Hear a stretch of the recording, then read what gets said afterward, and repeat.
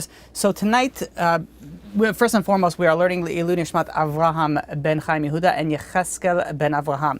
So tonight we're going to be discussing an important topic. I mean, like every topic is an important topic. I don't know why I say important or interesting. Like every topic that we learn is important and interesting. Like that's just like a standard. But the topic is how to prevent suffering. So this is not, people that are dealing with issues.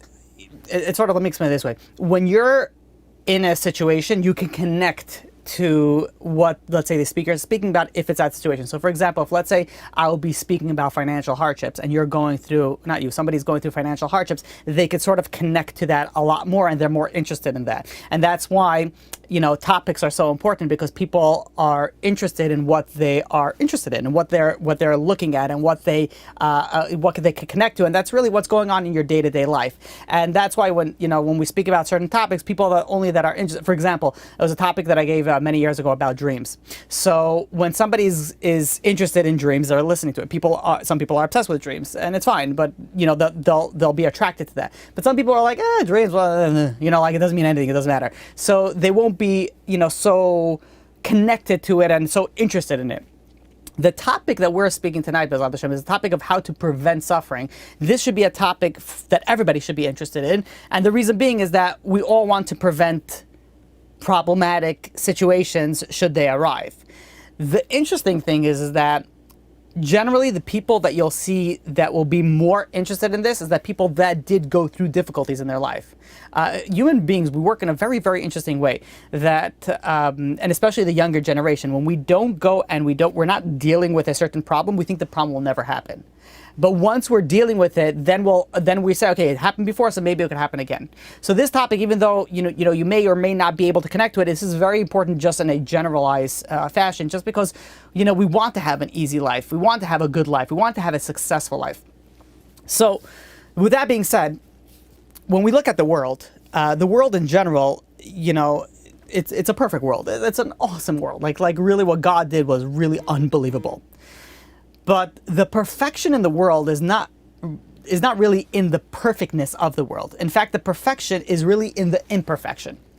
And if we go back to the time when HaKadosh Baruch Hu went and created the world, you see that things happened in the beginning of creation that were not so to speak, the way that God sort of intended to it. For example, when God created trees, the fruit trees, they were supposed to be created with the fruit and the bark, the wood of the tree, actually be tasting like the tree, like the fruit itself. So, for example, if you would have chopped off a piece of apple tree and you would have taken a bite, assuming that you had claws in your mouth and you were able to take a bite out of wood, you would have bitten that wood, it would have tasted like apple. And then so, you would have done that with peaches, with anything, it would have tasted like that. Just imagine the amazingness in that. Imagine you have a fireplace and you know how people have now candles that are scented. Now imagine these are wood. The way that intended to be was like ingrained scented wood.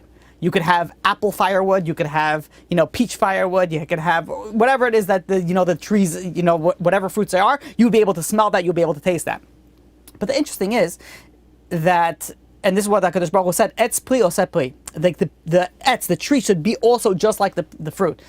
But what we see what happened was it didn't happen like that. The fruit tasted like the fruit, but the bark, the tree, the actual wood of it didn't taste like the actual fruit. And then you look at different parts of the creation, the moon and the sun. They were supposed to be originally both the same brightness. But what happened? The moon came and says, there can't be two luminaries, there can't be two of the same. And what happened was that God had to make one lesser and one greater. And you see this happens like quite some time. The HaKadosh Baruch Hu went and created something called the Or HaGanuz. It's like a hidden light. A light it's like a spiritual light. It's like a clarity of the light. This was created and then it was hidden away because people will misuse it.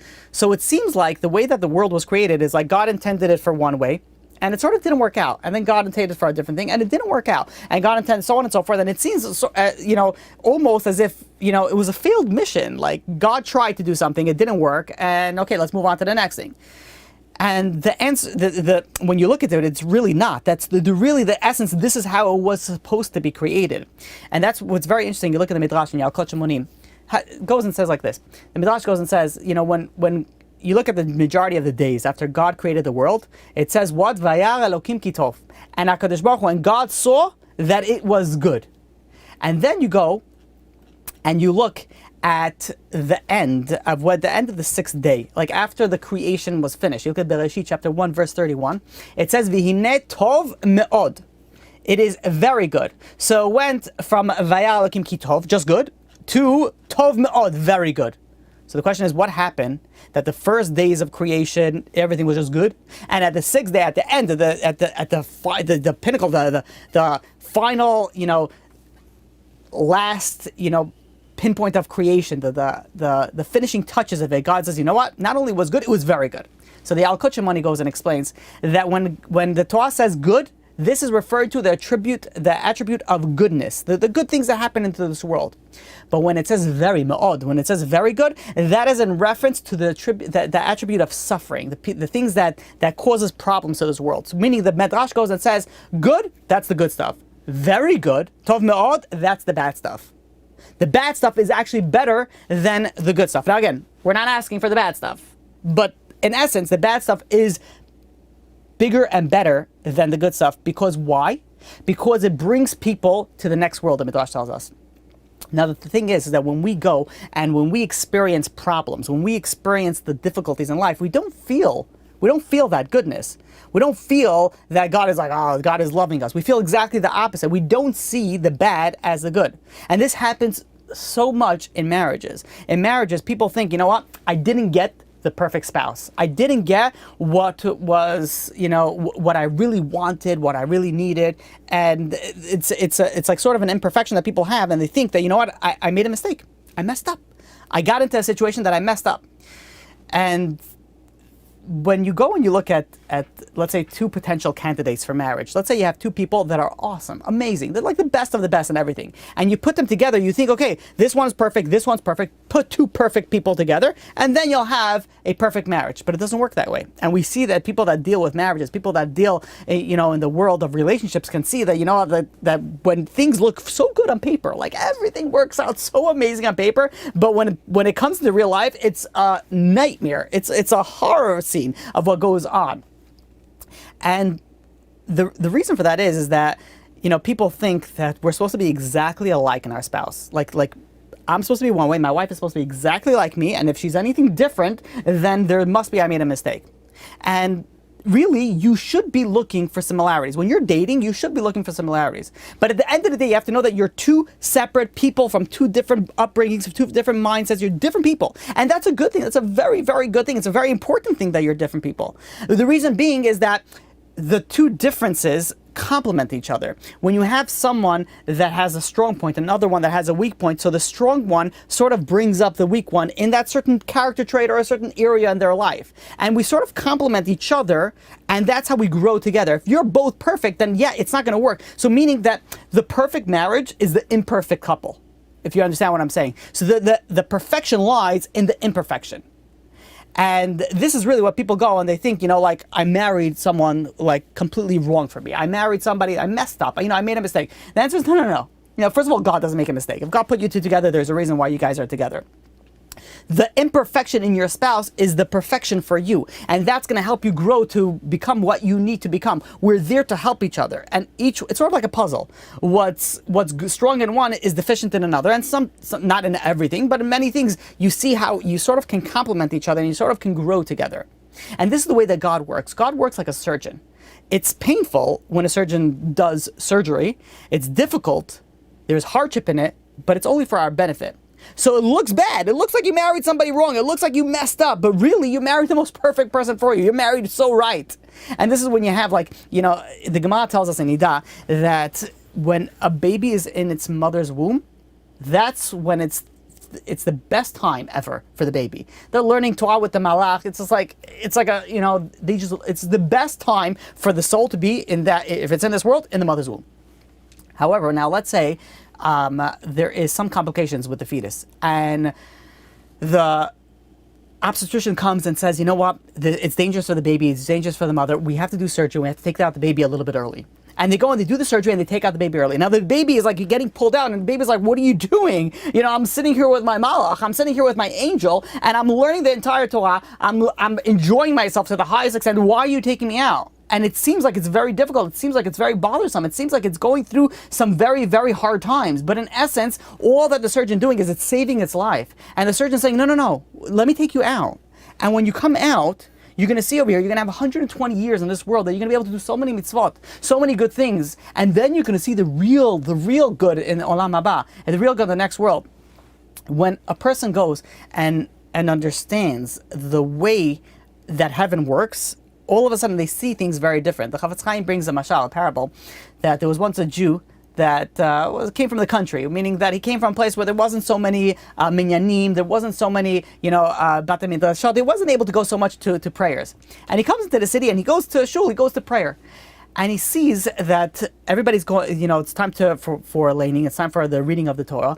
And the Gabbai, the one who is, in charge of like calling people up of who's going to come, say the blessing by the Torah, goes and starts calling one person from the front of the room. And then he goes and calls another person from the back of the room. And then he calls another person from the left side of the room. And then another person from the right side of the room. The guy from the country is looking and says, what is going with this guy? How can he keep track of like everybody's from different angles? He goes over, this countryman goes over after davening, after the prayer services. He goes over to this, to the Gabbai, and he says, I don't understand.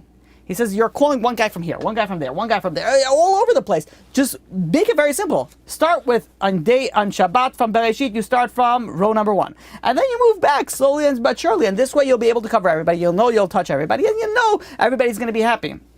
So the Gabbai says, it's very nice that you're coming over here 1 week. He says, you don't know what's going on over here. He says, the reason why I had to call this guy over here because he had a yard site. The reason why I had to call that guy over there because he had a bar mitzvah. And this guy is a chatan, and this guy had this, and this guy, there's a reason for it. So when you're coming into the synagogue and saying, how come he's getting first and how come you don't just go, systematically? How come God doesn't just split the money very evenly according to everybody? Like everybody make, X amount of money. Because God says, no, this guy's coming to this world for this reason, and this guy's coming to this world for this reason, and this guy's coming to this world for the 4th time for that reason, and so on and so forth. There's so many things that are coming into the calculation. So what we see is a small picture.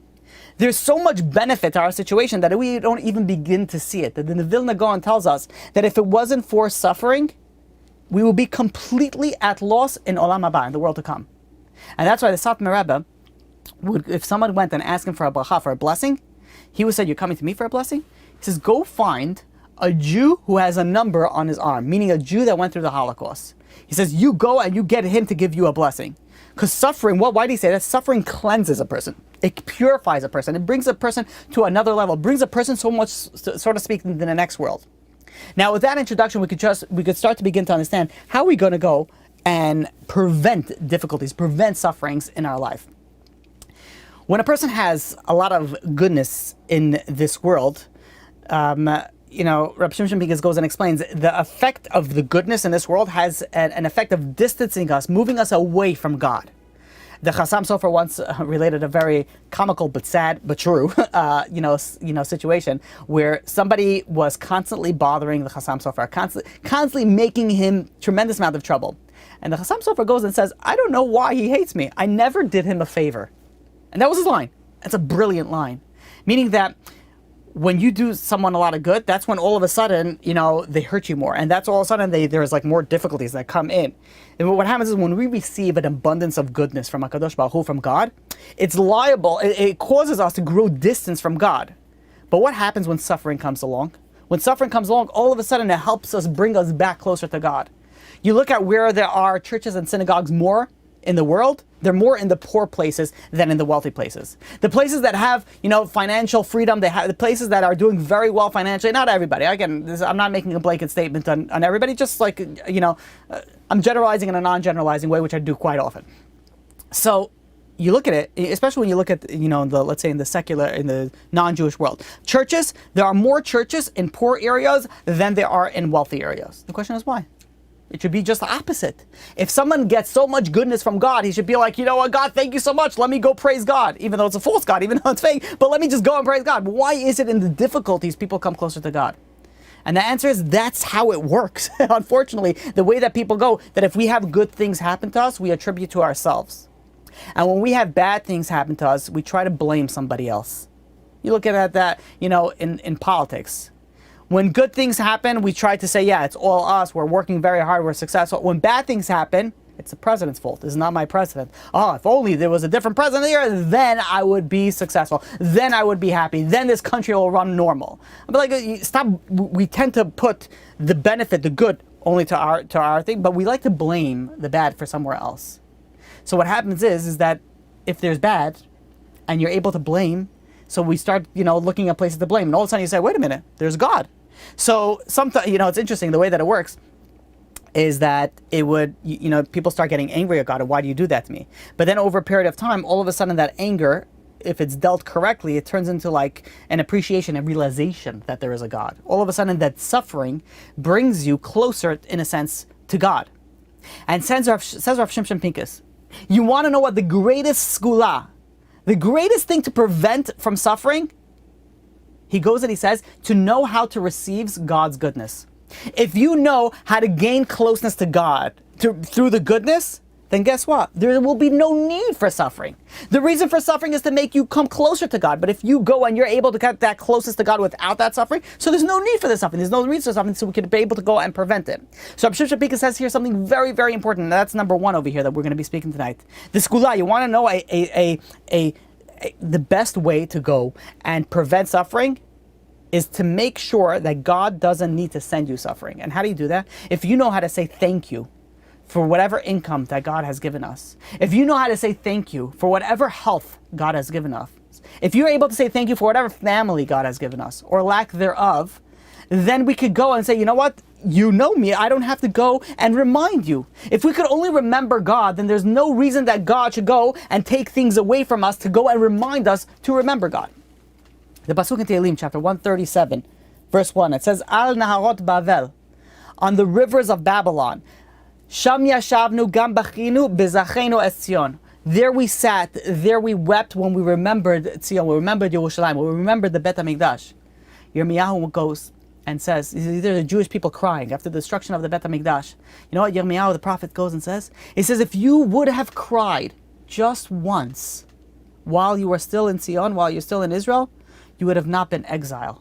The purpose of the suffering is that so that people would go and cry to God. If we would have cried earlier, there would be no reason to bring them to Bavel. So sometimes a premature cry can prevent a more severe future cry that's needed. If we would only wake up and realize what God wants for us, there will be no reason for God to send us a wake-up call. I want to share with you a story that happened with Rav Shimshon Pincus, and I am saying this is what Rav Shimshon Pincus brings us down in his book. It's only like a tzaddik could say that like this. It's something that you have to have such just bear with me, just listen to this. It's crazy. I read it. I'm like, this is there. You have to have guts to say this, because I've been dealing in similar situations, but and I'm very blunt, but I couldn't do something like the way that Rav Shimshon Pincus did. Maybe that's something I have to work on, or maybe not. I don't know.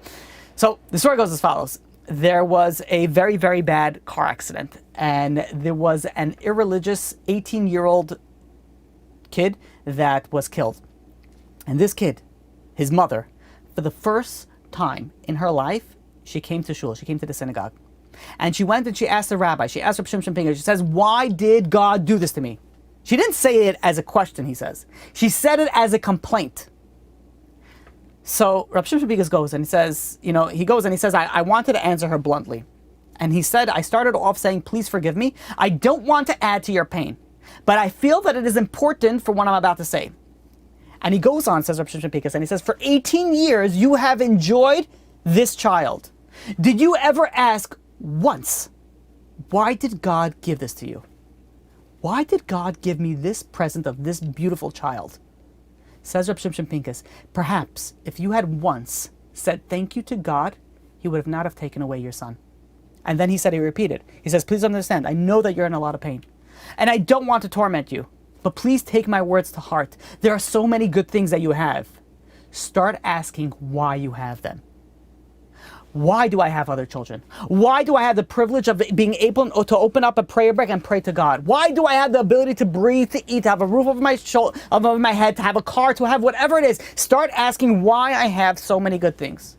And says Rav Shimshon Pincus, if you do this, God will have no reason to take away these gifts from you. We have to bring ourselves close to God. And if we bring ourselves close to HaKadosh Baruch Hu, then HaKadosh Baruch Hu, God will not need to stir us up any storms to bring us closer to Him. Says such a fundamental thing, and when I've spoken to people in that situation, I've like bordered that, but I haven't said the way that he like. And I'm a blunt person, like I know that I'm a blunt person, and I actually try to like down the bluntness, in certain situations. But when the truth needs to be said, the truth needs to be said, and that's the bottom line. We have to stop for a second and think, why do we have so much good? Let us start appreciating what the good. We always start with so many complaints, such a list that we have for God to like please do this, X, Y, and Z, and it's great. We should keep on doing that. But how many times do we stop and have a little bit of hakarat tov, a little bit of gratitude, say, you know what, God, like you give me so much stuff that I don't deserve. You're so awesome. Like I love you. Like you do so much for me. Like that's the relationship that we have to build upon. If we build upon that, then God will not have to send us anything to bring us to that. That is such a beautiful way to prevent suffering. Now, says Rabbi Shimon Pincus, he goes on and says, every human being on earth, the way that he says it, it's like almost comical. Every human being on earth with minimal intelligence, meaning the lowest of the rank, the people that don't use their brain all the time, can know that God exists. But Judaism teaches something else. Judaism teaches that not only God exists, but we're able to have a personal relationship with God. And this is why when HaKadosh Baruch Hu went and he said that Anochi Hashem Elokecha, I am your God that took you out of Mitzrayim, I took you out of Egypt. Why? Why is it so important that God took us out? Because there's a personal relationship that's going on over here. And it's so important for us to know, especially during hard times, that we have God. It's not a business relationship, like you do this and you get this. No, it's not. It's a relationship of love. It's a connection to God that if we able to achieve a close connection, we don't have to have a slap to go and bring us to that close connection. And if we do need a slap from God, then it's our own fault. It's very unfortunate. It's our own fault that we need it.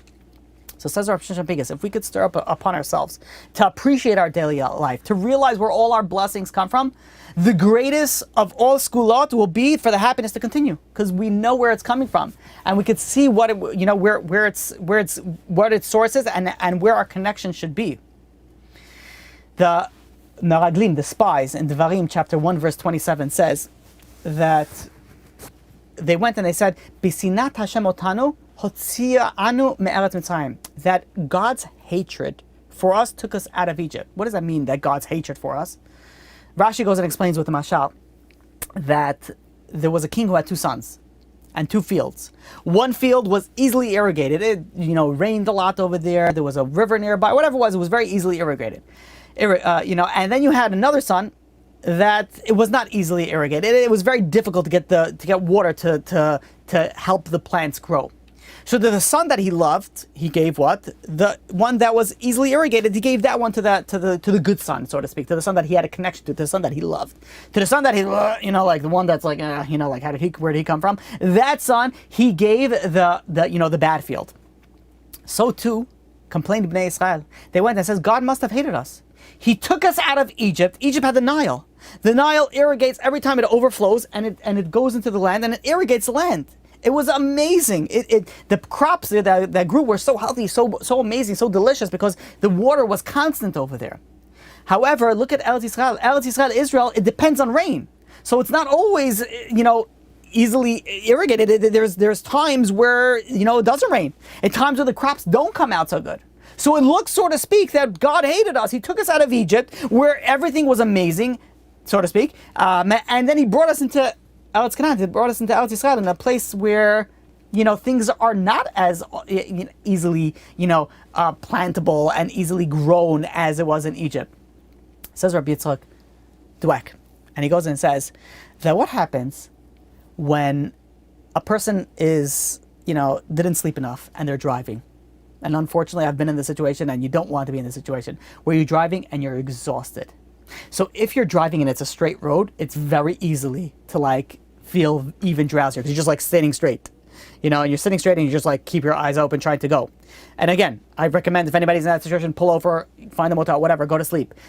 But imagine you're sitting over there, you're stuck. But imagine you're going and you're driving, and you have to constantly turn, you have to constantly make rights and lefts, and you have to turn over here, turn over there. So when the more movements that you have, the more curves that you have, the more likely you are to stay awake. But if you're staying straight and you're constantly in the same situation, then you're likely to fall asleep. So what did God do to us? God made sure that we wouldn't fall asleep. If God would have left us in Egypt, and that would have been the chosen land, that would have been the holy land, what would have happened? Then we would have been, okay, we're going straight. We don't have to do anything. The Nile goes over, it overflows, it does all the work for us. We don't have to do anything. But all of a sudden, you go to Israel. There's twists and turns, not besides the roads. It's also the way of life over there. You have to constantly, many people live there based on miracles. They constantly have to pray to God. They constantly have to count on Emunah. They constantly have to do the X, Y, and Z. There's so many things that they have to work on. Why is God doing this to us? I thought God loves us. And the answer is, because God loves you, He's making sure you don't fall asleep at the wheel. He's making sure that you're staying awake. He's throwing us these curveballs to make sure that we realize what the road is on and not fall asleep. Don't get into an accident. And the Chassam Sofer goes and explains, he says, why did God go? It says in Devarim chapter 4, verse 38, it says that when God put the people, the nations in the world, in Eretz Yisrael, before we were there, He put there, Goim Gdolim va'atzumim imcha. There was a great nation, stronger than you. Ask Chassam Sofer, why are you putting stronger nations in a land that you promised Abraham centuries earlier? Just go and, put weak nations there. So when the time the Jews come, we're just like, hey, we're here, please go. Why does it have to be huge nations, strong nations, that is a battle and it's difficult and you have to go through all these difficulties? And the answer is that God wanted to know and remind you that everything here stems from God. And the Chassam Sofer goes and explains this so beautifully, this answer, through the bracha achona, the blessing that we make of borei nefashot. And in borei nefashot, we go and we say that God goes and He does a great amount of kindness. And you use an example that, the kindness, let's say someone's very thirsty and they take a drink and God the water quenches their thirst. So God did something so amazing. He created water. He created the thirst, and then we drink it and we feel so like, it's so better. Like there's sometimes when you're so thirsty, there's nothing better than just the plain water. And that's such a kindness, such a chesed from God. But the question is why? Like how is that God is the one who made us thirsty to begin with. Why give us the deficiencies and then give us the solution afterwards? Just remove the deficiencies. Why are we going and we're blessing God for the deficiencies? And that's what we're really doing. We're saying, borei nefashot rabot v'chasonan. We're saying you created nefashot, you created numerous living things with what? Rabot v'chasonan, with many deficiencies. Why are we thanking God for creating many deficiencies? What's the purpose of this? And the answer is that when we go and we have a deficiency, then we can realize the source of what we have to be thankful for. We have to realize the source, okay, you know what? Like you make a bracha, you make a blessing. Look how much I appreciate God now. Now I can take a drink. Now I can go to the bathroom. Now I have the ability to do X, Y, and Z. Now you could go, because of our deficiencies, we could be able to go and see God. We could be able to go and appreciate God. And this is the meaning behind the difficulty that God sent in front of Bnei Israel in Eretz Yisrael. God wanted to recognize the kindness, the chesed of God. If we would have gone and it would have been weak nations in Israel and we would have just taken them over, we would have thought it's our strength. But once we have to start relying on God, that's God reminding us, remember of who's in charge over here. Remember of what you have to be thankful for. So that's the beautiful blessing that we make of borei nefashot. We're saying, God, thank you for the deficiencies. Because if not for the deficiencies, we would have been a straight road. If we would have been a straight road, we would have fell asleep. If we would have fell asleep, who knows what would have happened? That's a car accident. You know what a car accident is? It's a wake-up call. You got to wake up. You got to go and do something else with your life. So God prevented for us. God gave us a hint on how to prevent the suffering in our life. And what's that hint? The hint's all throughout our blessings throughout the day. Look at how many things we have to be thankful for. And if we take that to mind for a second, and then we say, okay, wait a minute, we have to be thankful for X, Y, and Z, then all of a sudden that will bring us to a level that we don't need God to send us that wake-up call because we're already woken up. We know where everything is coming from. The Gemara in Sanhedrin, page 101a, brings down the story from Menashe. Menashe, and this is Rabbi Akiva, goes and says, Menashe was 12 years old. His father was King Chizkiyahu. King Chizkiyahu taught everybody Torah. It was the level of the Jewish people were so high that it was like Mashiach almost came during that time. So you have such a high level of Torah, and Menashe, he became king when he was 12 years old, and he did so much evil in the eyes of God. Now, the question is, what happened? Didn't his father teach him Torah? Of course his father taught him. His father taught the entire Jewish nation Torah. But what happened with Menashe? He didn't change. He ruled for so many years, and what happened is that what woke him up when he went through suffering, when he went through troubles and tribulations, when he went through afflictions, all of a sudden that's what woke him up. He got captured by the enemy, and when he got captured by the enemy, he tried to pray for every single god. It didn't work. Eventually he prayed to God, and that went and it saved him. How did he come? For 55 years he reigned and he lived in a life of sin. God, he had tremendous amount of stuff going for him. He's a king of Israel at a very, very powerful point in time in Jewish history. He had a lot of things going for him, but what? He didn't see God. But when did he start seeing God? All of a sudden, when the suffering came, that's when he started seeing God. That's when he started coming closer. Says Rabbi Matisyahu Solomon. He says, God sends historic events that shake the world. He goes and he says, you look at the Twin Towers. When the Twin Towers were struck, people were so scared. Forget about the fact that people didn't want to go on planes. People were afraid to go out of their homes. People were stuck at home. So what did the governments come out? What did all the leaders came out? The leaders came out and says, you know what? Go back to the way that it was before. Go back to your normal life. Don't worry about it. You have to continue your normal life. That's the secular approach, but that's not the Torah approach. That's not the way that we approach things. That if God sends us events that shake up the world, if God sends us events that shake up our own lives, don't go back to normal after that. We have to go forward with some sort of change. Be like, why did God do this? Like, maybe I need to change something. Maybe I need to fix something. Maybe I need to grow somewhere. Do something else. When we left Egypt, God could have very easily taken the Jewish people out of Egypt with like one thing. But he dragged it out for months. Why? God did certain things, and this happens not only in the Exodus of Egypt, but this happens throughout the entire history of the world. That God sends misfortune into the world so that people would wake up. So that people will be able to take notice and do tshuva and get closer to God. This is something that we hear throughout history. If towers are toppled and nations are destroyed and there's so much, coronavirus going around, there's a reason that God's saying, wake up, fear me, hear me, listen to my Torah, come close to me. It's all a wake-up call. It's all something that we have to, look into ourselves. And what happens, very unfortunate, if we don't listen to the messages that God gives us, then it's something very unfortunate happens. Those messages get louder. And we don't want louder messages. The Gemara in Brachot, page 5a, it goes and says a very famous line that we've mentioned again and again. And that is that if a person sees she'isurim ba'in alav, that person sees suffering coming close to them, yifashfesh b'ma'asav. Go and look at your deeds and see what's going on. And the Gemara over there goes and brings down a very famous story. We mentioned this before, a story with Rav Huna. Rav Huna had 400 casks of wine, and they went bad. So, he went over, the rabbis went over and they said, it must be you, did you do something wrong? He says, wait a minute, are you saying that I'm doing something wrong? What's going on? Why would you think that? And he says, so the rabbis responded, do you think God did something wrong? He said, God did this to you, there must be a reason. So the Rav Huna goes and says, it must be that you have something on your mind, so tell me. Tell me what you think I did wrong. So they go and they say, we heard that you haven't been just with your tenant farmer.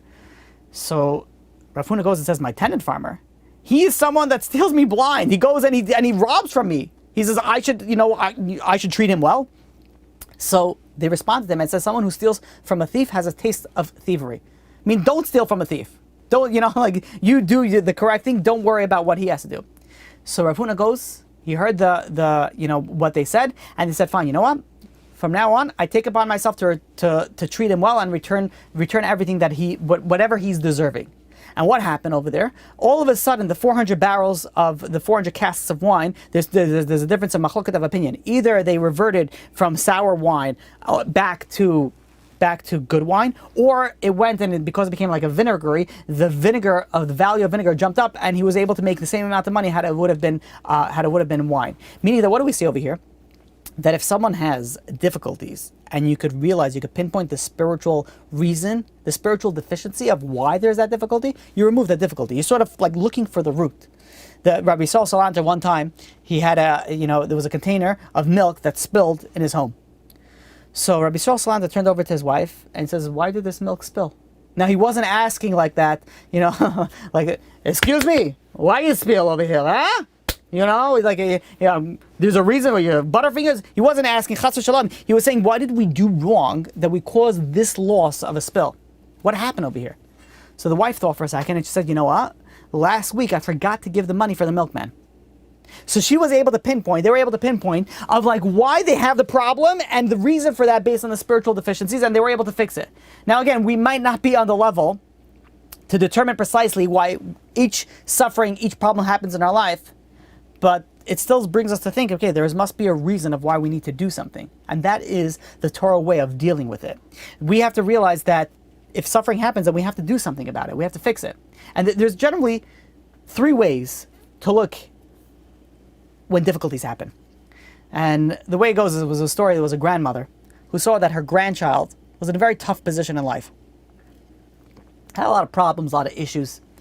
So the grandmother calls over this grandchild and she takes out 3 pots. And she puts water in each pot and she starts boiling them.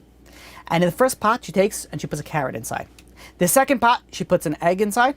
The third pot she puts coffee beans inside. And she brings over the granddaughter and says, you know, there are 3 types of people in this world.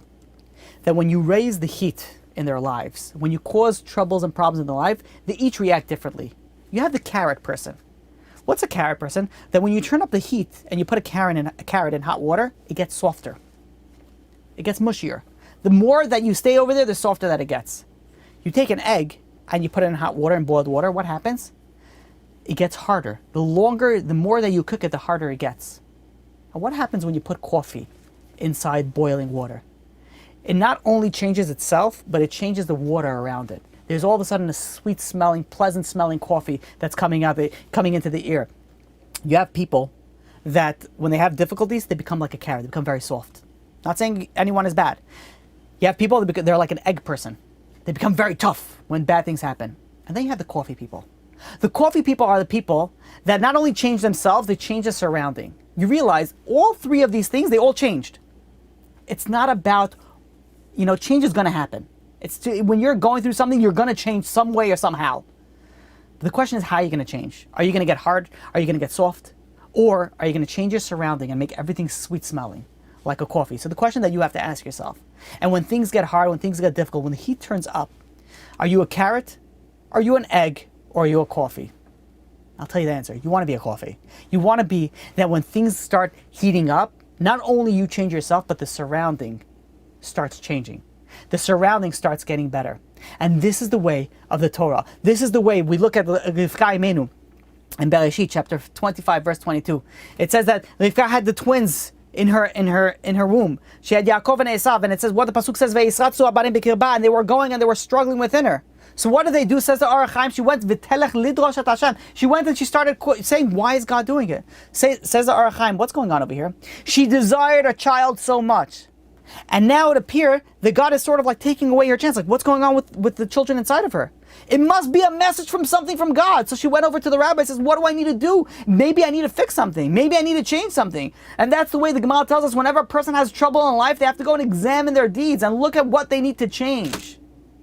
The question that people often ask is, what do I need to change? So what? What do I need to do? How do I need to change? The Baal Shem Tov brings down something very fascinating. He brings down 3 different scenarios. If someone has suffering, grief, problems with one's children, this stems from a blemish in the neshama. And the neshama corresponds to the thought, because as seed originates in the brain. So when a person suffers from his children, it's measure for measure to help him realize that he must rectify something in his thoughts. What happens, says the Baal Shem Tov, in category number 2. Category number 2 is someone who has troubles with one's spouse, with one's wife. That's a blemish in the ruach, in the spirit. That corresponds to speech. That means that you have to fix something in your speech. And finally, says the Baal Shem Tov, what happens if someone has financial difficulties? If someone has financial difficulties, that's the blemish in the nefesh. And that corresponds to deeds. That means that you have to fix something in your deeds, in your masim, in your actions that you have to fix. And many times we could say, okay, fine, maybe we need to, use this formula from the Baal Shem Tov and plug it in. But other times we don't know what we have to fix. And that is what we have to go and pray to God. God, help me. Let me know what I need to fix. Let me know what I want, what I need to be to get better. Now again, when bad things happen, again, you have to do the normal ishtadlut. If it's health issues, seek medical attention. But don't forget the most important aspect. Go and search your deeds. I want to share with you something amazing from Matisyahu Salomon.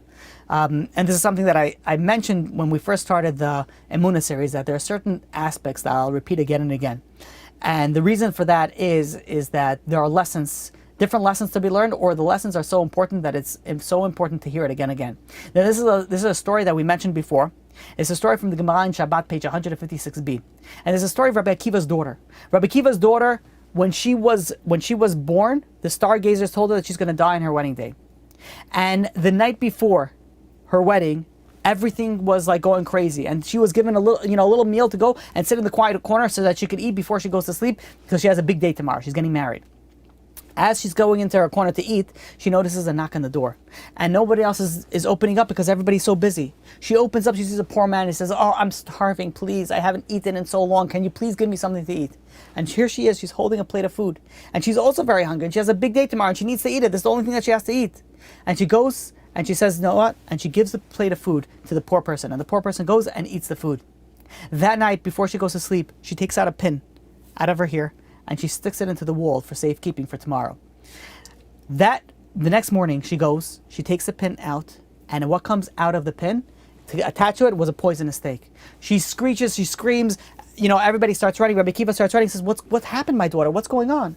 And she says, "Look, there's a snake in my room. There's a snake attached to the pin." And Rabbi Akiva saw that, and he realized what happened over here. And he says, "My daughter, did you do something? Did you do something special that saved you from the snake?"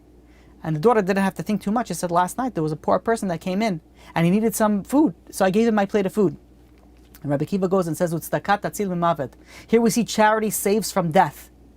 From this story, the Gemara proves that there's no mazal, there's no astrological, power towards the Jewish people, meaning that Jewish people could go above it. And this is something we mentioned before. Rabbi Eliezer Laplan goes and says that the Gemara over here discloses something very important, something so important over here, that God gives an opportunity to a person to perform a particular mitzvah that is needed at a particular time. Meaning that this girl needed a special saving. She needed a special mitzvah. So what happened was that God arranged it that this poor man would come at that particular time.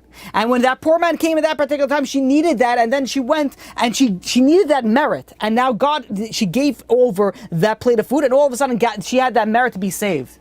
This is such an important aspect that I can't mention enough. I'll repeat this 1,000 times if I need to. And you should know I don't like repeating things.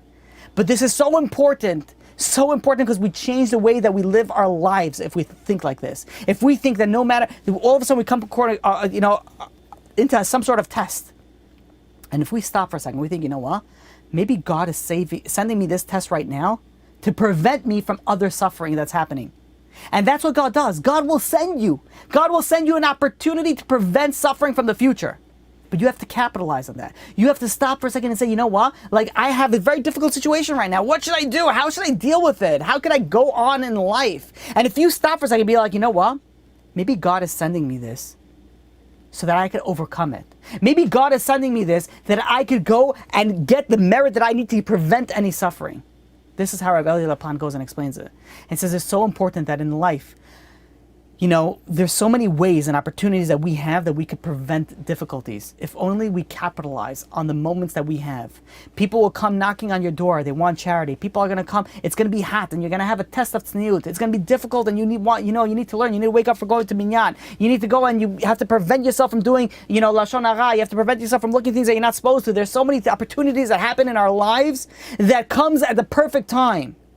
If we capitalize on that, you don't know how much suffering you're preventing from yourself. We have to go and we have to capitalize on that. So we spoke over here so far on two aspects. Number one, to prevent suffering, is the gratitude, hakarat hatov, that you need to have. The more that you appreciate God, the more that you appreciate all the goodness in your life, the less that God has to take it away and wake you up because you're awake. And number two is, we know when bad things happen, there's for a reason. It's for that you should do tshuva. So you want to know how to prevent it, is don't come to a situation where you need to do this huge tshuva. Do the tshuva before the suffering comes. Meaning, there are many people that take especially vitamins to prevent any issues from coming, later on. And I'm not saying bad or good, whatever. Whatever you want to do, may God, only send you a tremendous amount of success and bracha and health. But you could do that also spiritually. You could take spiritual vitamins. Do the good things that you need to do. Do the mitzvot. And if you have to do tshuva, do it before bad things happen. Do it before you need it, because that's going to prevent the badness from happening. Says Rabbeinu Yonah in Sharei Tshuva, something so amazing, that if a person accepts upon himself to perform a certain mitzvah, he receives all the merit as if he already did it. Meaning that if you go and you say, you know what, I'm going to go and I'm going to accept upon myself that for the next 10 years, I'm going to be dressing modestly. I'm going to accept upon myself for the next 10 years, I'm praying with a minyan.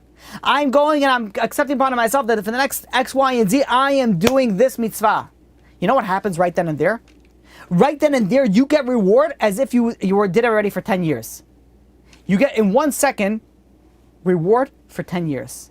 Look at the amazing thing. So when we do tshuva, when we go and we look at our deeds, when we go and we look at ways to go and correct ourselves, we're not just helping us. We're helping ourselves for so much. We're getting so much merit into our plate with just a thought process, with just a few words of saying, you know what, I'm going to start doing this, X, Y, and Z. There was a story from Rabbi Elimelech. There was a grandchild of the Rabbi Simcha HaKohen Rappaport. There was the Av Bezdin of Lublin, and this grandson became deathly ill. The doctors have given up hope. And the patient's mother begged her husband to go and allow her to go to travel to Rabbi Elimelech. Now, Rabbi Elimelech was a Hasidic rabbi. Now, the grandson was a Misnagid. Misnagid, he was an opponent of Hasidus. So we're not going to get into the history of Hasidus now, but there were people in the beginning when it's first, getting started, people were not so into that whole Hasidus thing, and there were opponents towards it. But under the circumstances, he told his mother, fine, you want to go on my behalf, you could go on my behalf.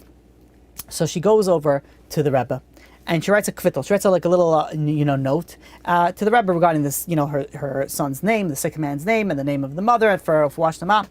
And the Rebbe goes and tells her that if she wants her son to recover, she has to promise that once he regains his strength, he's going to come and be a guest by the Rebbe for Shabbat. So she says, of course, yeah, I promise, yeah. If he comes, he's gonna if he goes and he is going to have a wash Shabbat, complete recovery, he's going to be a guest for you for Shabbat. So the Rebbe goes and says, fine, I'm going to give you a sign as a proof that he will be healed. When you go back, there's going to be 3 expert physicians, 3 expert doctors that are all going to declare that there's going to be no hope left for your son. And they're all going to leave, and then one would come back and say, you know what? And he's going to write her a prescription for that son.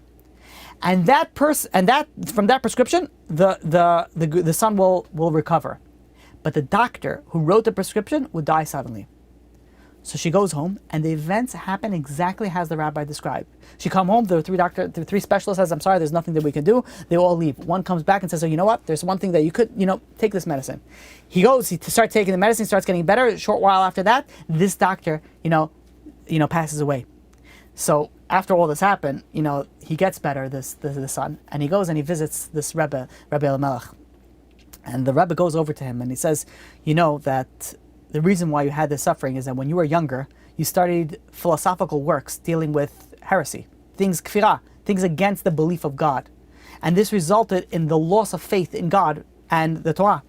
So the illness was a manifestation of the spiritual weakness that you brought to yourself. The root cause of this has to be purged, has to be clean. And he went and he did a few things with this person, among them going to the mikvah and so on and so forth. And the rabbi, which was the son over here, goes and he felt like all of a sudden all the questions, all the doubts that he had, all of a sudden disappeared.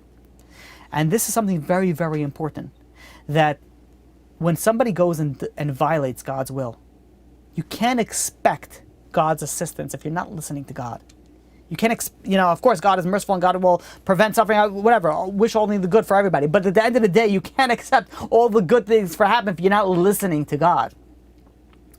When people go and they study kfirah, they study all these philosophical works. Yes, the Torah has answers for everything. Yes, we were able to go and prove from X, Y, and Z. But why do you go and bring yourself into that situation? I have people that I deal with almost on a weekly basis, that they go and they start asking me questions. Oh, this kofel, this atheist says X, Y, and Z. How do you answer this? And I go and I answer. Then I said, but why are you listening to, we've been through this before. We've answered all your questions. Why aren't you not moving on? Why you keep on circling back? So there's 2 types of people that look for the truth. There are people that look for the truth, and once they hear the truth, they say, you know what, I got it. And the other people that keep on digging for other problems. There are people that go and they study things that they're not supposed to be studying, right? Not because there's no answers, but just because it just brings doubt into your mind. It's the same thing that, like there are people, let's say, that deal with conspiracies. And there are people that are completely they think conspiracy theorists are crazy. But if those people that think that the conspiracy theories are crazy, if they constantly listen to people that speak about conspiracies and they constantly, read about it, eventually they'll be like, you know what? Well, it can make some sense. Meaning that even things that may not be true, the more that you read about it, the more that you just learn about it, it just seeps into you. It's sort of the way that things that your surrounding sort of like dwells in you, whether you want to believe it or not. It's sort of like it infiltrates your inside. It infiltrates you. So if you go and you're doing things that are not for God, even as much as going and studying, philosophical works that are kfirah, are heresy, are things that are against God, that itself can bring so much problem, so much suffering. Yes, there are answers. And yes, this is one of the reasons why I went and I have, presented 32 classes in the Divinity series to try to go and answer all these things. But that's not so somebody should go and study these kfirah things. They study for it. The reason is that there's answers for everything. There's answers for everything, but where are you? What's your source? Where are you going to? You want to go put yourself into troubled water? Then guess what? Troubled water brings troubles. But if you go and you wake up a little bit and you prevent that problems by realizing what I need to do and what I don't need to do. So what happens is we finish with this thought, that if you know the reason of why suffering comes from, then you could play one step ahead of the game and prevent it. Suffering generally comes because we need to wake up. But if you're waking up, generally, suffering doesn't need to come. You want to prevent it? Do tshuva now. You want to prevent it? Start having some hakarat tov. Start having some gratitude. Start having some thankfulness to God. Be like, you know what? Start appreciating what God does for us. God is so amazing. Yes, everybody goes through difficulties and we don't want any difficulties. But even when you're going through difficulties, stop for a second and say thank you to God. I'm going to tell you something that I tell everybody so many times. Every day, you should say 5 things that you're thankful to God for. Just start being grateful. You'll start appreciating things. And when you start appreciating things, God will say, you know what, you appreciate it. I don't have to take it away from you. Enjoy it. And not only enjoy it, here's some more. So with that, we'll open up for some questions. And I see we have already a few questions over here. If anybody wants, they could post questions on the chat. Okay. Question number 1. I have a question that's related to what you said before the shiur started. If someone's allowed to think Torah thoughts or ideas in the bathroom or in the shower, I know it's not so appropriate, but if a person tries to think such thoughts at all times, then those thoughts pop in. So that's a good question. Yeah, you're not supposed to, the question is, what should you do in the bathroom? You're not supposed to be thinking Torah thoughts in the bathroom. But if you're constantly, if someone's constantly thinking about Torah, then it's like sort of like, when you're constantly thinking about something, that's when you're not thinking about it, it sort of like pops into your head. Like, let's say, for example, somebody is like, I don't know, they're obsessing about, let's say, a vacation that they're going to go on. And they're planning it for months, and they're all day, all night, that's all they think about. So what happens? Eventually, like, they start dreaming about this stuff. Like, it becomes ingrained in them. So when someone's constantly learning Torah, when they go to the bathroom, they can't help it, but the thoughts pop into your head. So we're not going to get into all the halachot and what and exactly you're not supposed to go and think in the bathroom, but you should refrain from thinking any Torah thoughts, especially related to God, in the bathroom. And that's why, there's other things that the concept of controlling your thoughts is very difficult. You can't prevent other thoughts from entering, so to speak, but you could conjure up your own thoughts. So that's why a lot of the sages tell us that, let's say you think about math problems or you think about other things, and that's why you have some great rabbis, even during our times, you know what they read in the bathroom? They read, I don't know, they read physics, they read chemistry in the bathroom, because they want to stimulate the mind to different things so they don't think about Torah. Okay, next question. If someone wants to move to Eretz Yisrael, should they be thinking that Hashem will send them more troubles there than if they lived somewhere else?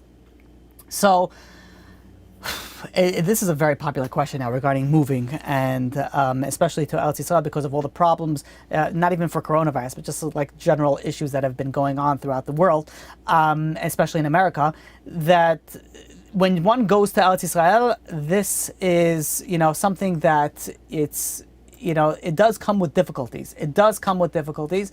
But what will happen if there'll be more troubles or less troubles is hard to say. People that lived in certain areas that's very anti-Semitic, they went to Eretz Yisrael and it was much better.